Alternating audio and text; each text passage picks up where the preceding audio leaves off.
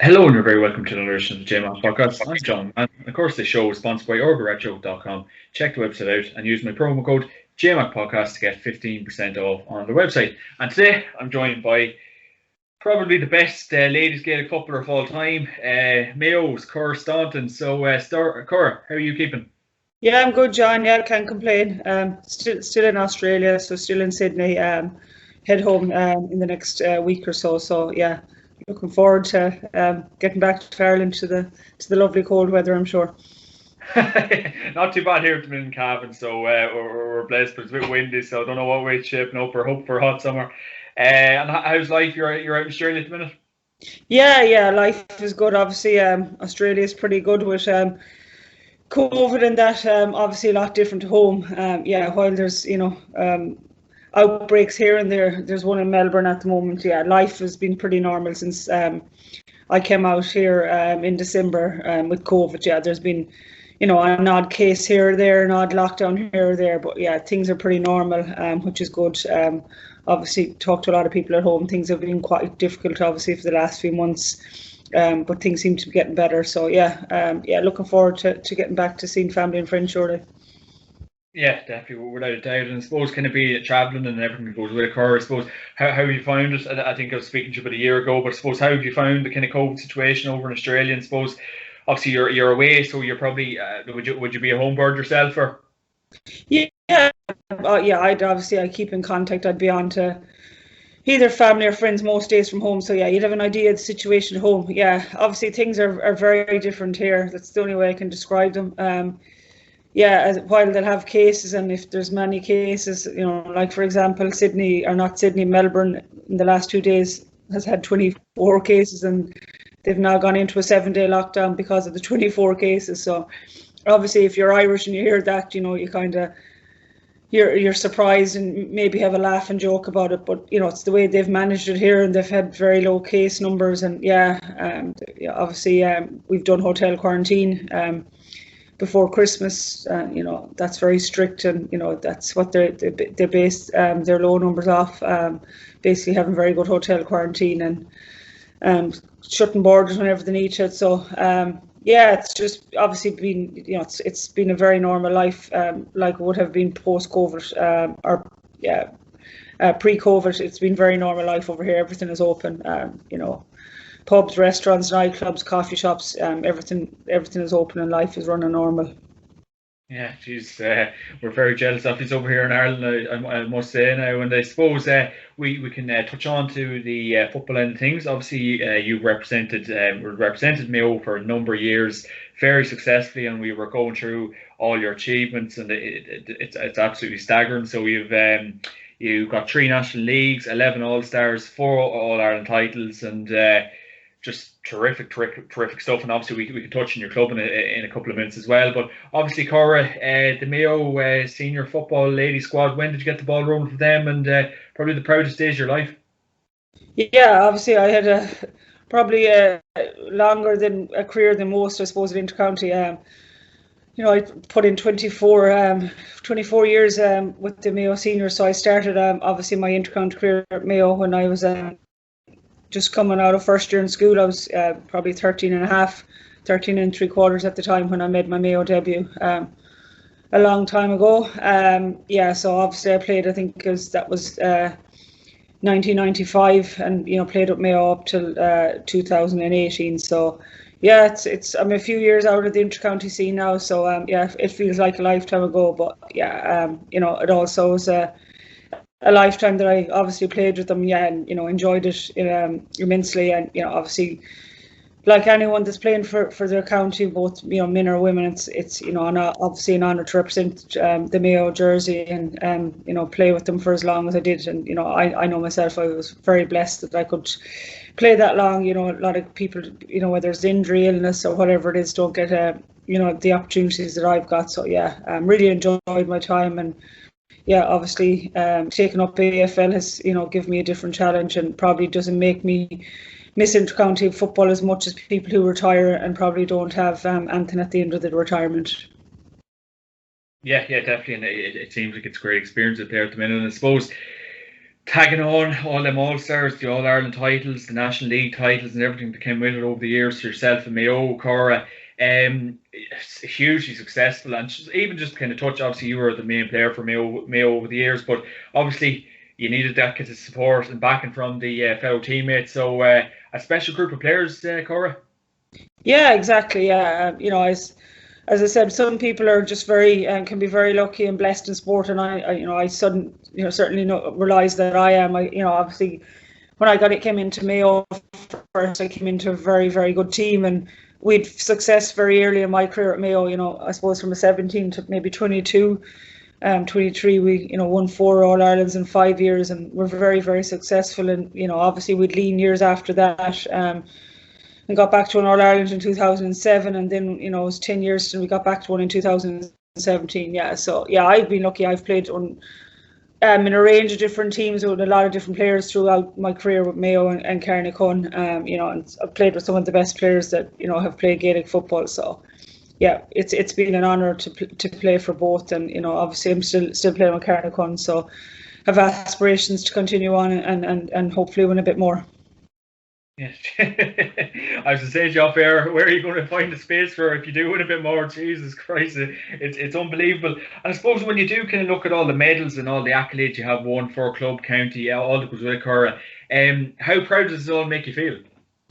Yeah, I suppose when you're still playing and still trying to achieve, you probably don't ever give yourself time to look at what you've achieved and won. I suppose that's probably to be done in retirement, and maybe when you have more time and you're probably attending reunions and whatever not. Yeah, so yeah, obviously in the moment, winning, whether it's a Club All Ireland or an All Ireland with Mayo or whatever it is, I suppose the older you get, the more that you like to cherish it, because it's not going to last too long. So yeah, again, I just say it comes back to I was just very lucky where I'm from, and I come from a massively successful club, and I knew nothing really throughout my whole underage career with Carnacon. We knew nothing, only winning. I think throughout my whole underage career we lost one game, and that was an under-16 county final. So that's all I knew growing up, and then obviously we've had massive success with senior level. So that just comes down to where you're from, and people invest in a lot of time in your club, and a great bunch of girls that were invested in winning. So yeah, again, it's just that you're hugely blessed from where you're from, and the same with Mayo, and that we had some very good people in the early days that got us success. And I suppose once you achieve success, you know what it's like to win and get to the top. You just ultimately want more all the time, and yeah, you become ultra competitive, because that's what winning makes you. Yeah, definitely really shout it out. And I suppose growing up, Cora playing for your club, Carnacon, and obviously aspirations to play for Mayo. But is this something, I presume, well, it is probably something you always wanted to do, play for the Mayo senior ladies, play for the Carnacon, and even maybe, obviously you're playing for the EFL now, but even give that a lash. When you were young, did you have aspirations to do all this? Yeah, I wouldn't say I had huge aspirations like to play for Mayo or play for Carnacon at the time, because obviously Carnacon at the time wasn't really there. There was like a little bit of junior football at the time. We didn't have a senior team, and it kind of just flew under the radar. There wasn't that much. I was just very sporty and enjoyed playing lots of sports, I suppose.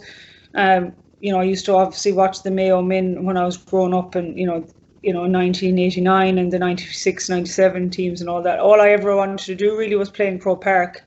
And I suppose if you're going to play in Croke Park, it's normally going to be on All Ireland final day. So that was my biggest aspirations, that I wanted. I used to watch a lot of Ciara McDonald and Maurice Fitzgerald and players like this growing up, that you kind of wanted to be like them. And I suppose, obviously, I wasn't male, I was female. So yeah, it was until I got into I played underage football with the boys for a while, and my first foray into ladies football was through community games, and then obviously Carnacon underage and all that came after that. So yeah, a majority of the time it took probably a while to realise that you could do that as a female.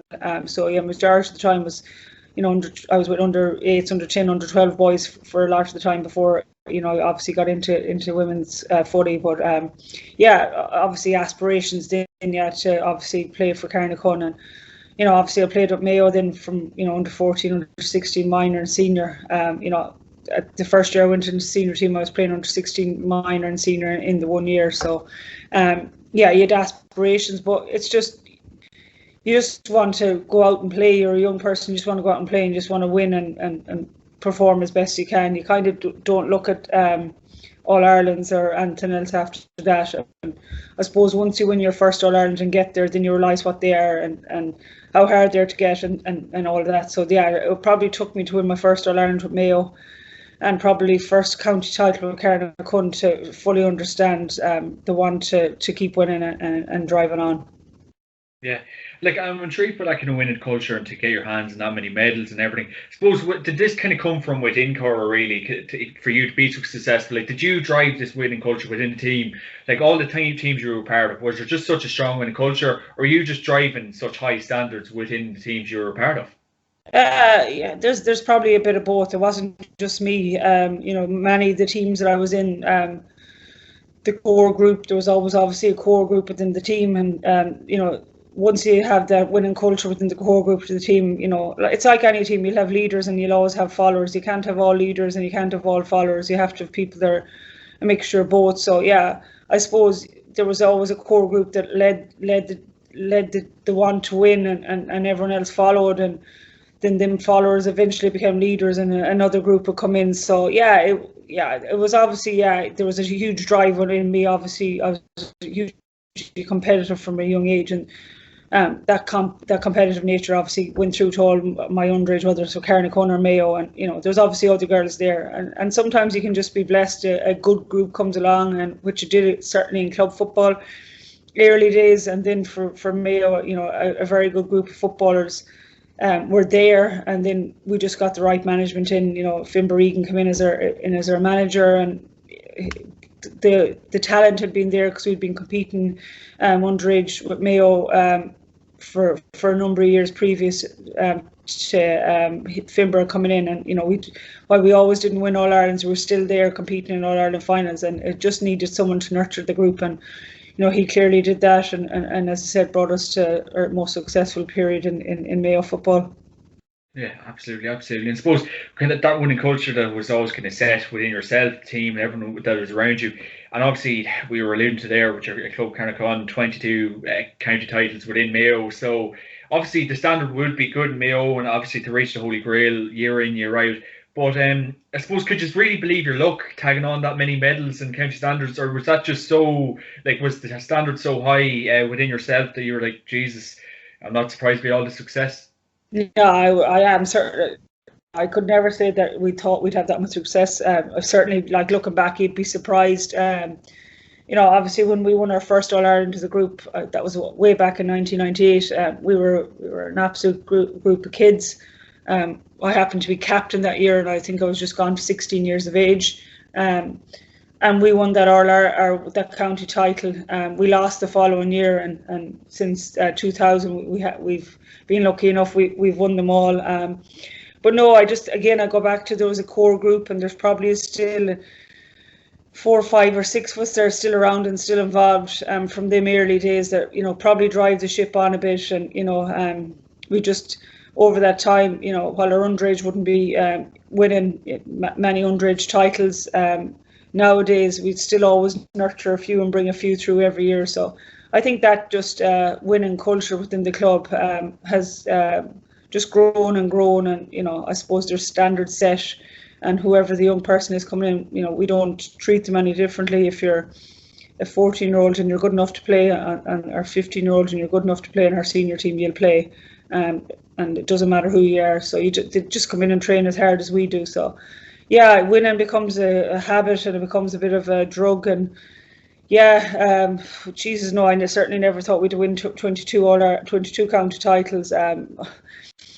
I think it's probably stubborn nature in us now that we know there's probably not too many more that we can win. But yeah, we certainly keep on driving on till we're not able to do it anymore. Yeah, like probably from an outsider looking in, and obviously when you're reading through the achievements, it's just absolutely unbelievable. I don't know if it'll be ever done again, Cora. And I suppose like how obviously to come, it's like anything else, a mentality, but to come a year after year, like from yourself, what kind of motivated you over the years? Like obviously the medals and everything goes with it, but what I suppose motivates Cora Staunton to be the best and really kind of tag on all these medals? Like what kind of drives you on? I suppose, Cora. Yeah, I suppose it really happened that the way that the season was with county and club, normally with Mayo we were lucky enough we'd always run through till about August, September. We'd always kind of get to an All-Ireland quarter, semi-final, if not final. And then as it happens, then club would just run directly after that. And again, because we're from such a successful club, our season never finished any earlier than probably late October, and that could be anywhere up to early December. And it just happened that each year kind of just rolled in. You'd just be finished with Mayo, or you just be finished with Carnarvon, and they'd be back pre-season training with Mayo, and kind of just rolled on one to one. And I suppose then from that point of view, you stayed there, but it was also you're just competitive, and I suppose, as I said earlier on, the more success that you have, the more you want. And I suppose, as I said, it probably was that, especially from a Mayo point of view, early days we had a huge amount of success, and for the earlier part of our career, and as a 23, 24-year-old, you kept going back to that, you wanting that success, and I suppose that's what kept driving me on and to play for as long as I did, trying to get back to have that success that we had at the earlier days. And also, there was majority of the girls in our team that I played with in the later years never got the opportunity to have any success. And I suppose you wanted to give that opportunity to girls to get their opportunity to play in Croke Park or to get to an All-Ireland final and obviously win one. And, it's to give the girls that, because it was at the end of the day when we got to our last All-Ireland in Mayo in 2017, I think there was 2 of us had All-Ireland medals. And the rest of them, hadn't won any and hadn't played in Croke Park or whatever else on All-Ireland final day. So I suppose it was because you knew the feeling, that winning feeling and getting that buzz from playing in Croke Park on All-Ireland final day, you wanted to give that to the girls that had been around for a long time but just weren't there in the days that we were winning All-Irelands. Yeah, definitely. And I suppose when you look through the achievements, 4 All-Ireland titles for the green and red of Mayo, Cora, probably says you wouldn't mind passing on some of the success to men. Maybe if they could try and get their hands on an All-Ireland, it'd be great for a spectator's point of view. But great times yourself, Cora, and to reach the Holy Grail 4 times, it's a great achievement. Yeah, and I suppose, as I said, we probably took it a little bit for granted because we were so young. As I said, like I was still in school when secondary school for the first 2 All-Irelands I won. So that shows how young we were.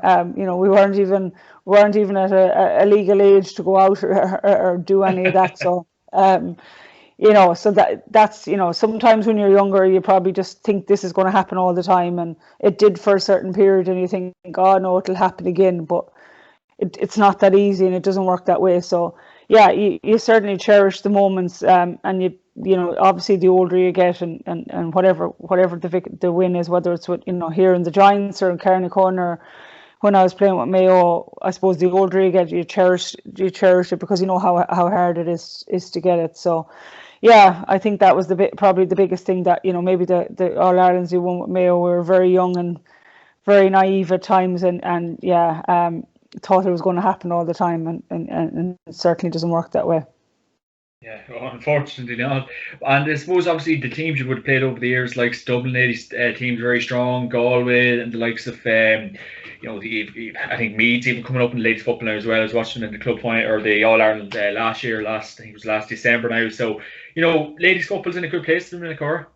Yeah, it is. Obviously, I'd be probably a little bit out of the loop in terms of when you're not playing over here. You'd obviously still follow it, but yeah, it seems to be growing and growing. Obviously, I'd watched the All Ireland last year. I think we were in hotel quarantine at the time was on, and obviously Dublin ladies have been very successful in the last kind of 5-6 years, and they've lifted the standard. And you know, we probably all came on the back of Cork ladies and their success in the decade where they won 10 All Irelands in 11 years. I think that's where the game was really built and has grown from there. Yeah, and so there's lots of obviously new teams coming up. Like Meath winning the intermediate All Ireland, and teams like Donegal that done very well last year. But yeah, I suppose you're still relying on the likes of, it's hard to knock the likes of the Dublin, Cork, Galway, Mayo. Probably the top four teams, in the county at the moment, and probably have been over a long period with a couple of other teams floating in and out. So it's obviously in a good position, like any sport. With COVID and the last 15-16 months has been a huge challenge, and you do worry for the effects that might have on the sport in the next number of years. And I suppose the whole debate at the moment, especially in ladies football, is around the underage competitions being cancelled, under 14, 16 a minor. Not being brought to an All Ireland series, and that happened last year and it's happening again this year. So you do worry a little bit for girls of that age that have now missed 2 years of representing their county at All Ireland level. So you just hope that the whole COVID issue won't have an effect on all types of sports going forward in the next number of years. Yeah, fingers crossed from all points of view. And I suppose we can touch on to your personal career once again. 11 All-Stars, Cora. I'd say no more, absolutely unbelievable, and probably a true sign and dedication to your work, fully deserved. Yeah, I suppose it's individual achievements in sport are always, especially when you play a team sport, are always a bit different, obviously, a good bit different to, obviously, team awards like All Irelands or, county finals or Connacht finals or whatever else. Obviously they're lovely recognition to win at the end of any year. And, I'm hugely honoured to have won that amount. But, I suppose at the end of the day, we all play to help, our team win, and it's a team sport. I haven't, or I'm never going to be anyone without the backing of my team. And whether I said that's over here in Australia or if it's at home, there's 14 other girls in Gaelic football and 15 other girls in the AFL that play on the pitch and have to provide you with the ball or whatever they do. And sometimes as being a forward of a game. And it's certainly probably the case here in AFL. It's the midfielders of the game that get a lot more recognition than anyone else. And in football terms, I wouldn't be half the player I was if it wasn't for the team that was around me. That's the other forwards, midfield backs, and girls that maybe weren't even getting a run, and your management that drive you on all the time. So. Yeah, when you win them awards, it's a huge honour for your club and your family, but it's really down to the team that you've played with all year and helped you develop and certainly helped you improved. Yeah. And I suppose like the standards of ladies football, obviously you had a long and illustrious career playing for the Mayo senior ladies, Cora. But what have you made of, like, what kind of changes have you seen in recent years? Obviously you finished up in 2018, but when you were playing in the early noughties, how much changed, I suppose, maybe in the latter end of your career when you're starting off, say, Cora? Yeah, I think obviously a lot has changed. It's it's been a different game to when I started. It is now. Obviously it's ladies football, while it's known as a non-contact sport, I think majority of players disagree with that. It's quite a physical game now. It's very quick, fast-paced. Very skillful. So yeah, I think probably the biggest thing is the pace and the physicality of the game has changed over especially the last decade or less than the last decade. The physicality, I think the Dubs have certainly, since they have started winning and taken over the mantle from Cork, have brought a huge level of physicality to the game. So that element has certainly changed. And yeah, I think like anything else, like the men's game, people are now stronger and fitter and faster and are doing more strength conditioning and gym work and just are in better condition. So that means the pace of the game has now gone up. So yeah, there's all of that, and obviously you look at from an off-field thing. The game has grown with attendances, and from when we were first in our Ireland's to where we are now. It's obviously grown, and as I said, it's continued to grow. So yeah, it's in a really good space, and you just hope that it'll continue to improve and it'll continue to grow, and that maybe one day, it won't be just All Ireland finals, that we have massive crowds, that there'll be semi-finals, quarter-finals, provincial finals, and eventually whatever it is, club championship. That it's somewhat mirrors exactly what's happening in the men's game. Yeah, fingers crossed, fingers crossed. And I suppose the commitment the Mayo senior ladies would have brought your life as well. Cora, obviously, yeah, as I said, you played for years and years and years. But did you enjoy the commitment that kind of brought your life all them years, Cora? Yeah, I suppose, not that I understand it's a major commitment, but it's an amateur sport. We choose to play it. We're not put under any pressure in it. And I never found that playing for Mayo or playing for Carnacon is a chore. It's a lifestyle choice that I suppose I decided to take, and one that I've been lucky enough that I've got huge satisfaction out of, but also I've got huge opportunity and huge reward out of it too. So it's obviously a huge commitment level, but no one's putting no one's putting a gun to your head, or no one's telling you have to do it. It's a choice. It's like people deciding to do whatever they want. If it's a different sport, or taking a different road. That was the road I chose, and I loved every second of it. And I don't want to say it was a huge commitment, because it was it's something. At the end of the day, we're amateur sports people in Ireland, and it's something we really enjoy doing. And what sport has given me over a long spell, I'm not going to remember, I won this medal here, won this medal there. It's normally, how I met this friend, or this memory, that came from sport. That's what as you get older, that's what you realise sport is about. And as I said, I've been hugely lucky that it's given me huge opportunities, whether it's been in Australia now, or I've got work opportunities out through it. I've met some of the best friends. Some of my best friends are through sport. So yeah, you get massive opportunities. And yeah, as I said, it's never a chore. Yeah, it is huge commitment, but I enjoyed every minute of it. Yeah, 100%. And I suppose kind of playing for Mayo all them years and kind of having all the accolades that you do have, Cora, did you ever find kind of that bit of pressure on yourself, or did you ever put pressure on yourself, or did it come from internal, or what was the kind of buzz with that over the years? Yeah, I suppose that's the question you get after asking. Yeah, obviously you always put pressure on yourself if you're a driven sports person, and you're trying to be at the top of the game. You're always going to put pressure on yourself to get better and achieve week in, week out.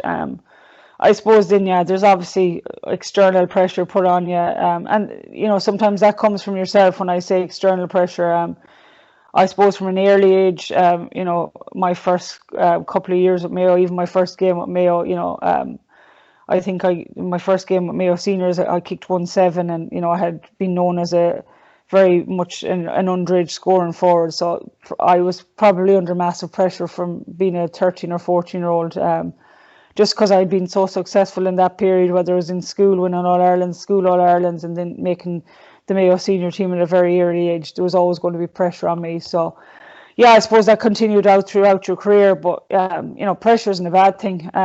You just learn how to deal with it. It certainly makes you a better player, and it makes you probably know that you have to train harder and do things differently. And yeah, I suppose that's what it taught me, that you just have to work harder, and if you want to be the best, you have to train like the best. And yeah, I suppose that's what I probably learned over a certain period in my younger career, and that's what I kind of try to follow for the rest of my playing days. That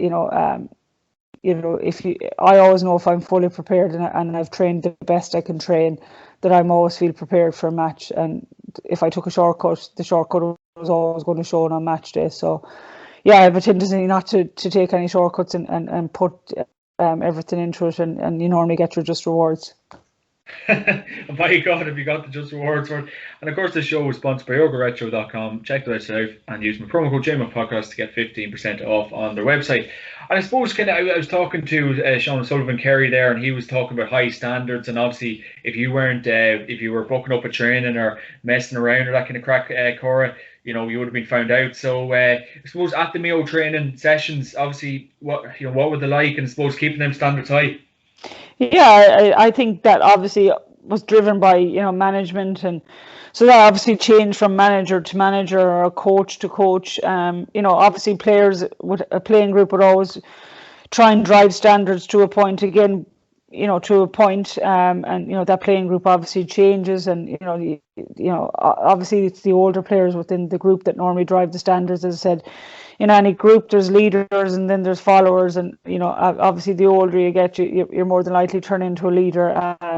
So yeah, it all depended on management and who was over it. Yeah, but majority of the time, there might have been a year or so at Mayo where standards obviously dropped, and we probably just weren't getting the best out of ourselves. But yeah, I'd say majority of the time that I played with Mayo, standards were very, very high. And I suppose from my point of view, I go back to our earlier days at Mayo and Finn Egan's time with us. His standards at the time that we were winning were exceptionally high.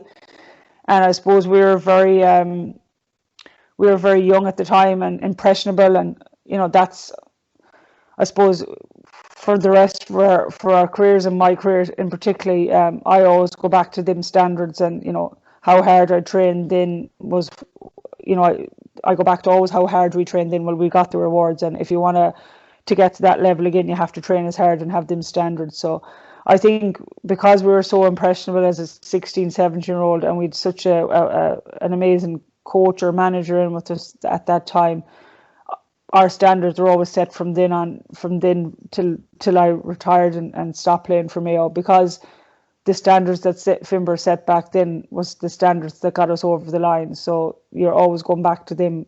They were the standards that we needed to have to get over the line. So yeah, we were just lucky that happened at a very young age, and we took them on board, and I suppose I've took them right throughout my career. That that's, if you want to get to the top, that's what you have to do, and that's I suppose something we've taken with us for the majority of our career. Yeah, definitely. And I suppose, how hard is it to maybe keep them high standards? Obviously, because when you the likes of Cork and Dublin can really competing in the same competition as you, fine well throughout them years, Cork, that you need to maintain the standards to keep competing at the high level. Yeah, I personally, I probably didn't find it that hard, because obviously, as I said earlier on, when Mayo finished, and we obviously went bang straight into club season, and we were on the go for another couple of months, and our club have always been very driven and very high standards. So we were going from Mayo to Carnacon to Mayo to Carnacon all the time. So that we didn't really have a break from it. So the standards were always high. Yeah, but like with Anton, there'll be dips, and there'll be peaks and troughs where things are good at one stage, but majority of the time you'll always keep the standards high, because you're so competitive and so driven. Even in them times that Cork were achieving or Dublin were achieving, we were never too far away. So you always believed that you could get to their level, and you probably ended up trying to do more and train harder, and you did, because you had to to be the best, you had to get to train like Cork or Dublin or whoever were. So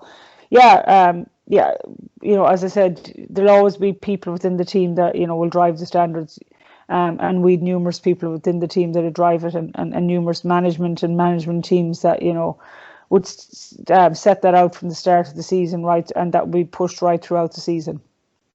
Yeah, absolutely. And I suppose, kind of coming towards near the end of your Mayo career, I know AFL came calling around, but what was the penultimate decision to finish up for the Mayo senior ladies?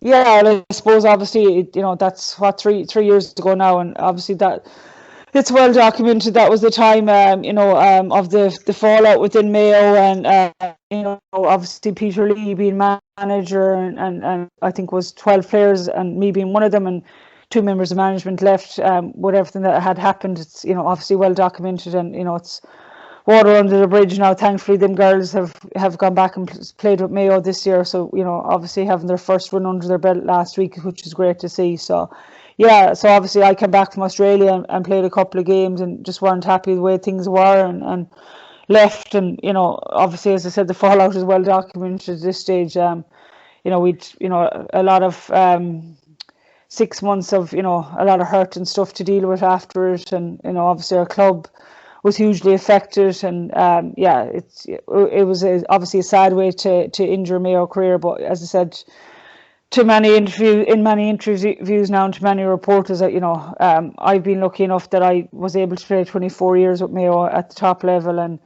I think in them 24 years I missed one league campaign when I tore my ACL, and I hadn't missed a championship match in the 24 years I was there. So majority of sports people don't get the ending they want, and while it was a sad ending to my Mayo career, I know how lucky and blessed I was to play for the county for such a long time.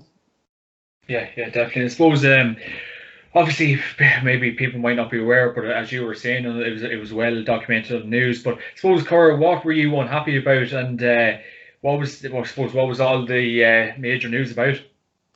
Well, I suppose the major news at the time was that 12 players, obviously 8 from my own club, Carnacon, and 2 members of management, a selector and one of our backroom staff that was more involved in logistics. I don't know exact title of the job he had at the time, but just weren't happy with the senior manager at the time, and just like any sport, as I said, it's an amateur organisation. It's different over here. You're contracted to play. Just weren't happy with a number of things going on in the camp, and just decided this wasn't for us for this year, and just let our management know that we wouldn't be training. I think that I can't even remember what night that happened. Maybe a Wednesday night, that we wouldn't be there on a Friday night, and walked away, as you have every right to do when you're playing an amateur sport. And obviously from that our club were punished, and I couldn't even go into the whole ins and outs of it now, because you probably need to be here for a couple of hours to win the whole ins and outs of it. But as I said, it was a sad way to leave, but thankfully we have this a couple of weeks back, more than a couple of weeks, I think out of them 12 players that left, I think at least 8 or 9 of them have now gone back into the Mayo setup, which is great to see, and are back on the green and red, and a lot of them are young girls that are maybe still haven't even reached the peak of their careers. They're still 21, 22, 23 years of age. So delighted that they're back playing well, and delighted to see that they bet their near rivals Galway in the league last weekend. Yeah, it was absolutely brilliant. And I suppose last thing on it, was it just unhappy with maybe the setup, or was it just? As I said to you, it's been so well documented, and as I said, it's water under the bridge now. There was numerous things, and I suppose it's not a thing to get into now. As I said, there's been a lot of hurt over the last number of years, and as I said, our only thing is that girls are back in playing for Mayo, and are enjoying it. And as I said, my career is done with Mayo. I enjoyed my time with it, and that's certainly 3 years ago, and we don't want to be digging up the past. And the past is the past. Super. I could see your blood pressure rising there. So. Oh no!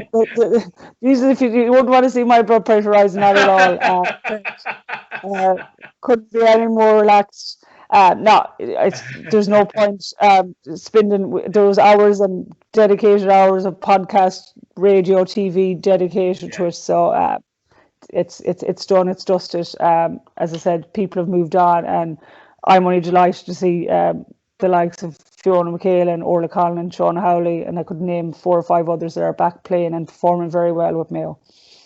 Yeah, super stuff. And I suppose we can move on to your club, Carnacon. Obviously, massive success with them as well. Obviously, we're alluding to the 22 county titles with them, 16 con titles as well, and just serious success, Cora, for them. And I suppose, how special of a club is it to you? Yeah, I suppose it's like anyone else that plays for their club, but it's where you're from, it's where you're born. Majority of people that play with their club, obviously people transfer, for different reasons, but majority of the people that play for their club, it's where they grew up, where they're from, and that's my case. I haven't, ever moved from that. We're club Carnacon I live a mile from the village, and I've been growing up with majority of these girls playing football for a long time. Went to school with a lot of them, and yeah, at this stage now, have trained a lot of them at underage, and they're coming through. So yeah, it's a wonderful place, and we're just very lucky, as I said, that we've had huge success, and that's down to probably a number of people within our club that put a huge amount of time into it. Two people in particular, and Beatrice Casey, who's been there from the start, and Jimmy Corbett, who obviously was our coach from the start, formed the club in 1986, and unfortunately passed away in 2019. But yeah, they're probably the two people that formed the club and got it going, and have developed a massive underage system and devoted hundreds and thousands of hours to the club. And yeah, thankfully we've had a lot of success, and as I said, we're just lucky that that's where we're from, and girls have bought into it, and yeah, and that we're still going right at the stage of our careers.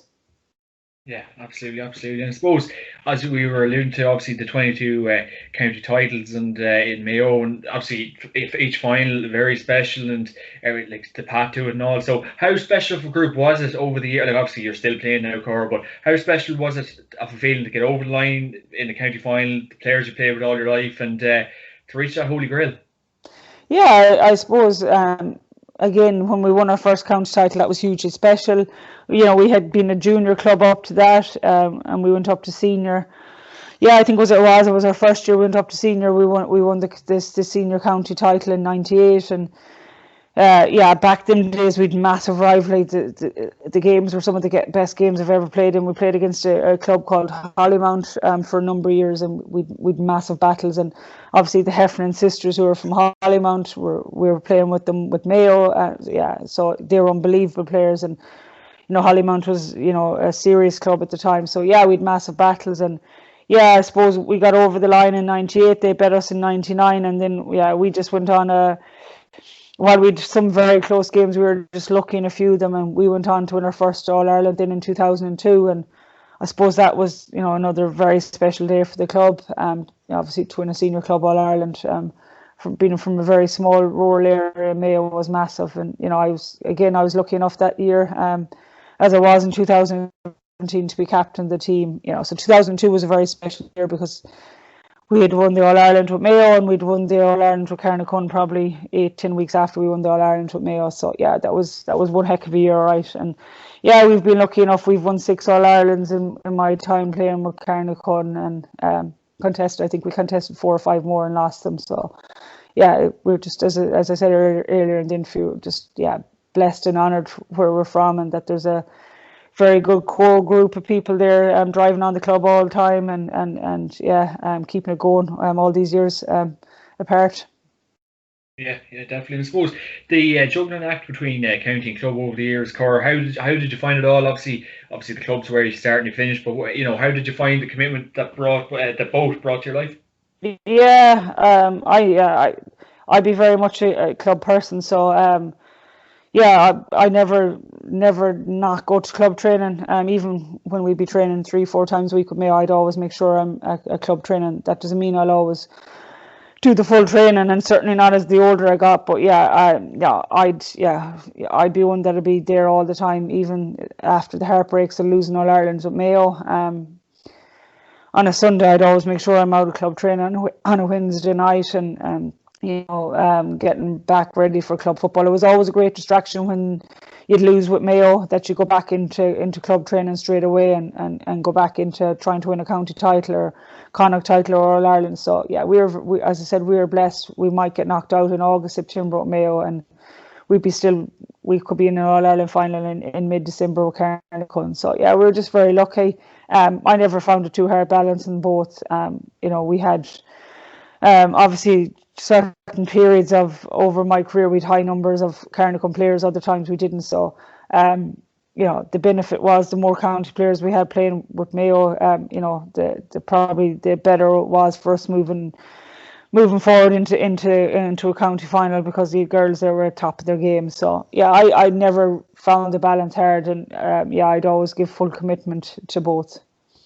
Yeah, brilliant. And I suppose obviously things are looking up for ladies football. As I said, the standards highs in the final, and obviously it's looking good. And we've had record attendances in Croke Park and all the Cora, I suppose. And obviously the usual thing is men's and ladies football. There's obviously everyone obviously has that bit of divide, but you feel the gaps narrowing a bit now. And obviously, as I said, I think last summer Lidl's doing great work. So do you feel there's the gaps closing a bit now, Cora? Yeah, you'd hope it is. Yeah, obviously, with attendance and that, things are getting better. Yeah, as you rightly said, Lidl are doing a massive job promotional wise for the game, which is amazing. And I have to give a shout out as well to TG Cahir, just doing an amazing job for the profile, not just Gaelic football. Yeah, Gaelic football probably one of them, but they're giving a massive profile to women's sport. And obviously, I've seen that with the AFLW that they've done over the winter there in Ireland, and their highlights package and their live games that they've done, and even any other sport have, obviously follow a number of different things that, they bring every sport, whether it's athletics, they're always promoting female sports, so they've done a massive job for it, and I think that's definitely helped grow the profile of the game. I suppose the next step for ladies football is probably to go integration and to go in under the one umbrella with the GAA and the Camogie and the Mall to come one organisation, a bit like the WGPA and the GPA have done now. They're known as one organisation. So I suppose that's probably the next step. Unfortunately for ladies footballers, or for ladies football, the organisation, they don't own their own assets. We don't have our own pitches. I think there's probably maybe two or three counties. Armagh or one. That have their own pitch at an inter-county level, but unfortunately within a club space and within a county space, I'd say 99% of the facilities, whether it's pitches or whatever else, is owned by the GAA. So I suppose until we all come under the one umbrella, it'll be difficult to have some sort of equal balance and probably not have issues like we've probably seen in the past. And you don't like to bring them up, but like the Galway Cork ladies All Ireland fixture change last year so late in the game, you just don't want to see these things happening, because that somewhat makes equality feel like it's miles away. And yeah, I think once they all come under the one organisation, I think things will change for the better, as they have in the past 10, 15 plus years. Yeah, it'd be absolutely brilliant, because he's definitely put in the same amount of work as us men. And obviously, over the years, Cora, would you kind of got a bit kind of frustrated probably with the unfair treatment that the ladies' game has got over the years? Because I'm always of the opinion you're training as much as us, you're doing as much as us, so you really should be coming under the same bracket. Yeah, you can get frustrated, but at the same time, you're there because you love the game and you want to play. And I suppose sometimes as a player, when you're playing, you see that's more of an administration level, and that's for them to deal with. But yeah, there's been times you get frustrated. I think the big frustrations I used to have is just around pitch availability, and sometimes that you just weren't training you were training in a very substandard pitch, and sometimes it could be AstroTurf, or it could be a soccer pitch or a rugby pitch, and that was probably the biggest frustrating element for me was just that you didn't have a basic football pitch and basic dressing rooms or whatever it was, showers afterwards. Everything else you could kind of cope with.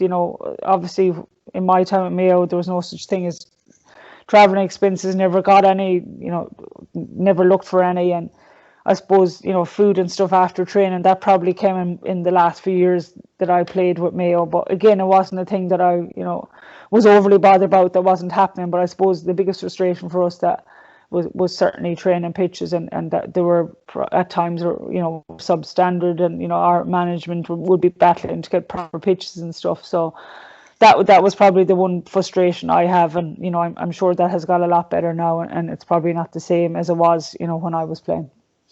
Yeah, definitely. Suppose we are kind of seeing a bit of improvement in the PR media end of things for ladies Gaelic football, and everything goes with it. I think Jackie Hattle's running the ladies Gaelic football account on Twitter and stuff, so he's doing great work. So do you feel like it's in a good place, or can there be enough, can be more done, I suppose, to promote ladies Gaelic football, because there is a lot being done to promote the men's side of things?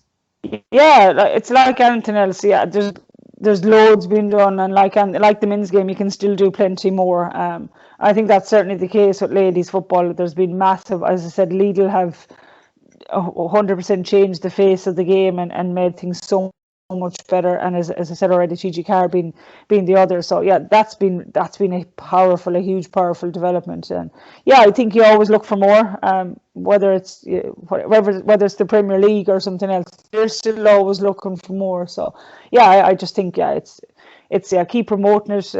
Keep getting as many live games on television. As when I was growing up, I didn't have any really female role models. The only one I had was Sonia, and she was an athletics person. I didn't have any female Gaelic football role models or anyone else, so they're all male. So I think the more games that are on television, or more things that are written in papers or on the radio, wherever it is, it's better for young people growing up now. They can see that there's a huge pathway for young females growing up, and they can see their sporting heroes on TV or in the paper or whatever. So yeah, from that point of view, there's always work that can be done. But yeah, it's certainly over the last 5, 6, 7 years, there's been a massive shift in it, and I think that massive shift has helped develop the game a huge amount. Yeah, definitely. And I suppose, like, I was watching that lead lad. It's always up on the TV, and like I think some of the Dublin ladies football said, "Oh, we train the same, we do this and we do that." But I don't know. I'd be off the opinion. Like I'm into my PR side of things. And I've just been thinking, like, it's kind of an unfortunate state of affairs when it's there. Like the ladies can have to say that, and like like we do this, we do that, and like, oh no, I know men do whatever. But it's kind of unfortunate that it's kind of got to that sense of things as well, Cora.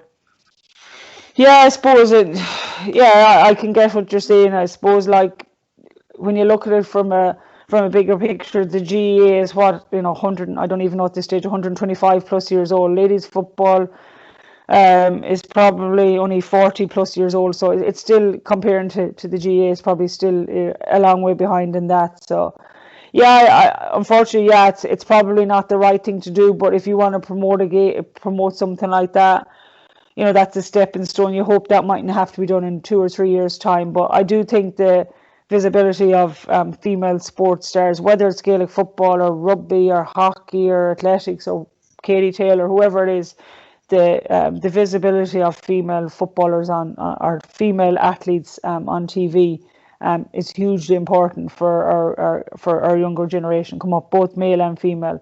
That a young boy growing up can have a female role model or a male role model, and vice versa. A young girl growing up can decide, oh well, I want to be whoever. In my day, I wanted to be Maurice Fitzgerald, but now they might want to be Aidan O'Shea, or they might now want to be Sinead Ahern. That they have a choice, and they see both of them on TV as much as they do each other. So I think that's really important, and I think that's really got better in the last number of years. Yeah, definitely, and long may it continue. I suppose pushing on to your current state of affairs, you're out in Australia, you're playing for the GWS Giants, and how are you enjoying it all, Cora? And I suppose the weather's not bad. Yeah, Sydney weather is certainly good. As I think I was telling you off air, 21 degrees here they're coming into winter in a couple of days' time. Life is good here. So we're obviously finished our season, so yeah, just hung around kind of Sydney, Australia, done a little bit of travelling after the season, and obviously with COVID the way it was in Ireland, and the country being in lockdown, just me and Breed, the other Irish girl, just decided to stay on a little bit longer because of the situation at home. Yeah, so we head home very shortly and both go back to play with our respective clubs. But yeah, obviously life is good here. Obviously AFLW is going well. As I said, it's obviously been publicised very well at home in the last number of months with TG Cahir. So what is it? 14 Irish girls playing in the league. I think there's possibly the same. Don't quote me, but I think it's about 14 men playing in the men's competition. So they certainly like their Irish out here. So yeah, especially in the women's space, all the Irish are doing quite well, and in the men's space, there's some standout performance, but yeah, the Irish boys aren't doing too bad either. Yeah, absolutely fine. It's great to see. And I suppose Aisling Sheridan, she's out there playing for Collingwood, a Cavan woman. She's absolutely flying it. So have you came up against her, or are you keeping an eye on her as well? Yeah, well, obviously, I haven't come up against her. We didn't play them in this year's competition, just the way it falls. We don't play, all teams don't play each other. But yeah, certainly, I've watched majority of her games. Yeah, and she had a super start to the season. Yeah, had a super season overall. Yeah, Collingwood were very unlucky not to get to a grand final. They were pipped by a very good Brisbane team who went on to win the grand final. Obviously, Orla O'Dwyer was in that winning team. So, yeah, as I said, all the Irish girls here, obviously, bar the couple of injuries with Breed and Anya Tighe and Fremantle, everyone else has done very well this season out here. So, long may it continue. Yeah, definitely. I'd echo all that. And I suppose your book, a game changer, Cora. So obviously that was released a couple of years ago. So how did all that go down, and what was the inspiration behind writing that? That feels like a lifetime ago now. Yeah, it all obviously went very well. I was lucky enough to win Sports Book of the Year that year. So yeah, that was obviously a huge honour. I don't think I knew there was a Sports Book Awards before that, but yeah, that was obviously great. Yeah, what was the inspiration behind writing it? Yeah, I didn't never any intention of writing any book. I suppose I was put under a little bit of pressure from a couple of publishing companies, and I had kind of said no for maybe a couple of years that I hadn't any interest in.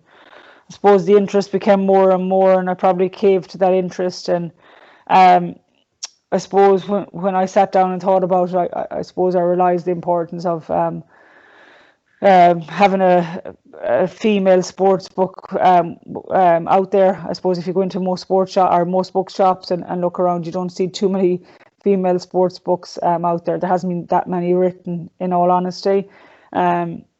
So yeah, I suppose that was probably the inspiration around it. That that when someone wants to go in and read about a female sports person, that there's a book there. And I suppose to try and inspire the next generation. I'm lucky enough to have a lot of nieces and nephews that I watch them grow up now, and even to inspire them and for them to have it to read was huge. And I suppose the feedback that I've got over the last 3 years now, I still get messages now, and 3 years in, on social media from parents of kids, or from kids themselves, talking about the book and how inspiring it is, and how they'd love to follow a path, whether it's Gaelic football, EFLW. So from that point of view, yeah, initially for the first year, I get a huge amount of letters, messages, social media comments, or messages on social media, and I thought, okay, this will last for maybe a year, but I can't believe easily I get a couple of messages a week from young people that obviously still reading the book or getting their hands on it now. So from that point of view, yeah, as I said to my ghostwriter when we first initially went to write it, if this book inspires one young girl to play a sport or to be whoever they want to be, then that's my job done. So yeah, I think I've got that back in spades. Yeah, I suppose, how did you find it easy, hard? How did you find telling your story? And I suppose obviously talking about your career, how did you find it all? Yeah, it was difficult. Obviously, the initial part of it. I didn't really know how you go about writing a book or what happens. So that whole period was, yeah, difficult. The start of it, was certainly difficult because you have to do obviously a lot of sessions with your ghostwriter to start with. So yeah, there was certainly difficult parts to it that I found.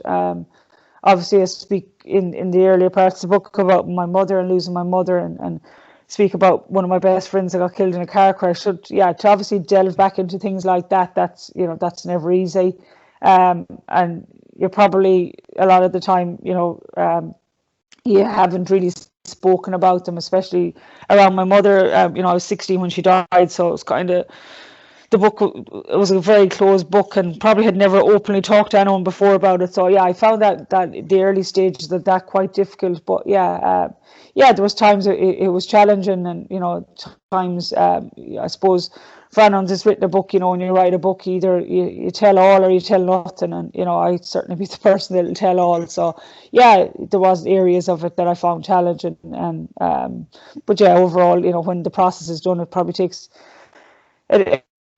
in one process and you see the outcome, you're very happy, and yeah, certainly glad I did it now. Absolutely. And of course, anyone interested, game changer, Cora Staunton's autobiography, great story to be told and read about. And to finish up, Cora, who would have been the best player you played with and against over the years?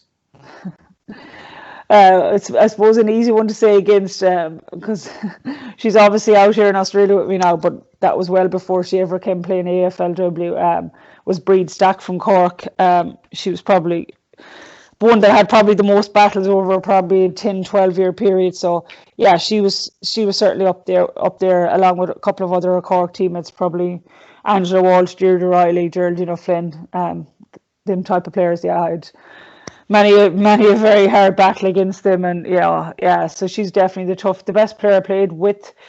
Oh God, there's been many. That's a hugely difficult question. For different reasons and different things. Obviously Fiona Mikhail, she's a club mate of mine, and she's playing with Mayo. I've played with Fiona for a long time now, since she was probably 12 and I was a little bit older. So she's been a super player. Yvonne Byrne, from a different point of view, kind of a player that jack of all trades, is a Cavan woman now. So I'll have to say that. God help her. So married up there now. So yeah, she obviously was goalkeeper for Mayo for a period. It was her centre back. She played full forward for the club, and she really was a jack of all trades. But probably the main reason from a leadership and point of view and off-field point of view, if you ask any the girls that played with her, it was one of the best teammates that anyone could ever have. So yeah, she was certainly up there as well. So I honestly could go on and on. There were so many good players that you wouldn't even know that maybe didn't fully reach their potential or play for Mayo for that long. But yeah, there's many I could go on. Caroline McGing was another club mate of mine. Michelle McGing. I could go on. The Heffernan sisters. Yeah, there were so many over the years that were exceptionally good footballers, and that you'd have obviously had huge respect for, and obviously had huge battles with in a club sense, and and obviously we're best teammates when it came to it when we played for Mayo. So yeah, there was many, and obviously I played throughout a long period, so there's different decades that you played for different players. So yeah, they were some of the best. I honestly could name about 10 more that were certainly up there. But yeah, as I said, I was just blessed to play with some of the best players that ever played the game. Yeah, absolutely. And I suppose the very last question I was going to ask just popped into my head there. What advice kind of would you give to maybe a young Cora Staunton, or even a person trying to make the break on to their county team at the minute, Cora? And what kind of advice would you put them in good stead for? Yeah, I suppose for any young player growing up now, or maybe at that age of trying to break into an under 14, under 16 county team, it's obviously a little bit different now with COVID and all that. But yeah, I think the biggest advice I'd have for them is just keep practicing your skills, keep working on whatever that you need to work on, and whether you get accepted for an under 14 county team, that doesn't mean all is lost. My biggest thing is that just keep working hard, and your opportunities will come. And when you get to take your opportunity, grab it with both hands and keep going. But I really do like from a sporting point of view. I'd always, I've obviously done a number of talks in school. I'd always say to young girls, keep involved in team sport. It's the best place.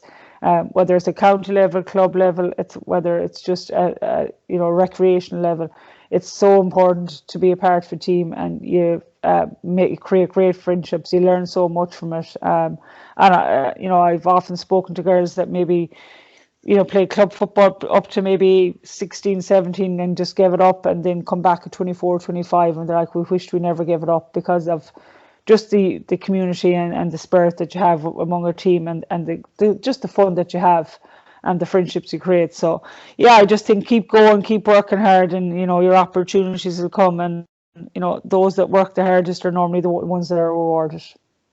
Yeah, Absolutely. Couldn't have said it any better myself. Well, Cora, Staunton, thanks a million for joining me on the podcast this week. And of course, the show is sponsored by yogaretro.com. Check the website out and use my promo code JMac podcast to get 15% off on the website. Cora, that was an absolute privilege. Take care of yourself and look, take it easy. No bother at all, John. Thanks for having me on. Cheers. Thank you. No bother.